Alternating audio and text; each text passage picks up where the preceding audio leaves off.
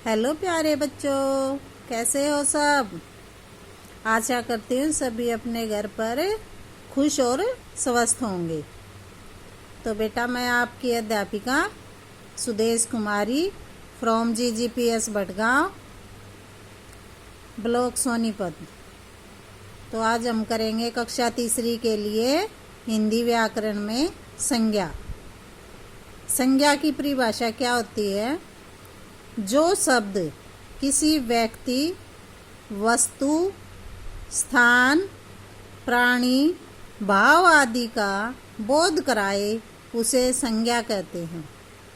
दोबारा देखो, जो शब्द किसी व्यक्ति, वस्तु, स्थान, प्राणी या भाव के नाम को संज्ञा कहते हैं। ठीक है बेटा। संज्ञा के 3 भेद होते हैं। कितने भेद होते हैं? 3 भेद। व्यक्तिवाचक, जातिवाचक और भाववाचक। संज्ञा के कितने भेद हो गए? 3। व्यक्तिवाचक, जातिवाचक और भाववाचक। सबसे पहले देखो बेटा व्यक्तिवाचक के बारे में। जो शब्द किसी विशेष व्यक्ति, विशेष वस्तु, विशेष स्थान, विशेष प्राणी के नाम का बोध कराए वो व्यक्तिवाचक संज्ञा कहलाता है। ठीक है भाई। दोबारा देखो, व्यक्तिवाचक संज्ञा। जो शब्द किसी विशेष व्यक्ति, विशेष वस्तु, विशेष स्थान, विशेष प्राणी के नाम का बोध कराए उसे व्यक्तिवाचक संज्ञा कहते हैं।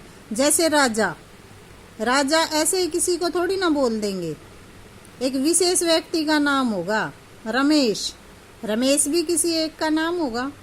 ठीक है ना बेटा। यूं ही हम सबको रमेश थोड़ी ना बोल देंगे। ऐसे ही जैसे तुम्हारी हिंदी की पाठ्य पुस्तक है झिलमिल, क्या हम झरोखा को झिलमिल बोल सकते हैं? नहीं। विशेष पुस्तक है वो हिंदी की, जिसे हम झिलमिल कहते हैं।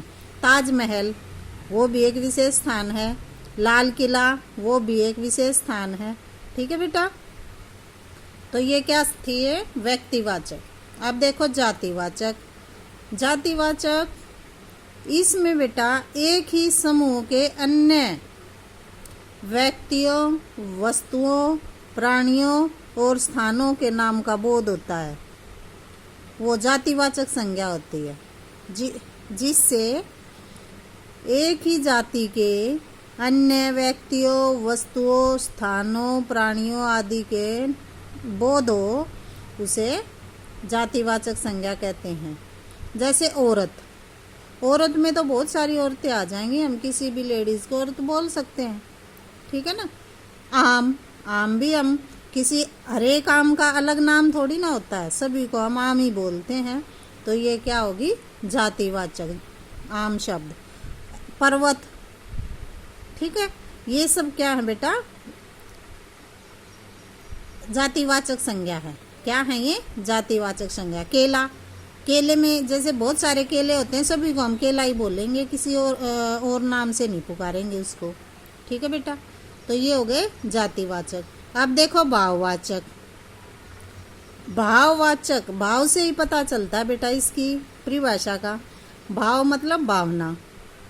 जो शब्द किसी की भावना को दर्शाए भाववाचक संज्ञा होती है।